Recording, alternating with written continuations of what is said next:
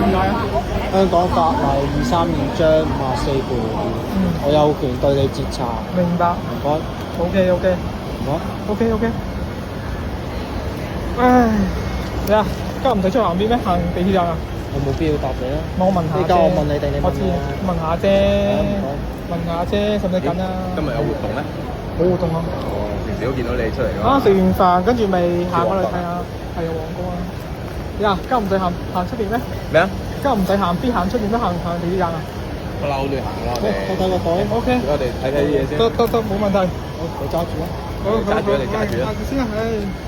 唉，冇活動，只不過行過嚟見到你哋啲伙計企喺度，睇住啊，睇得銀包。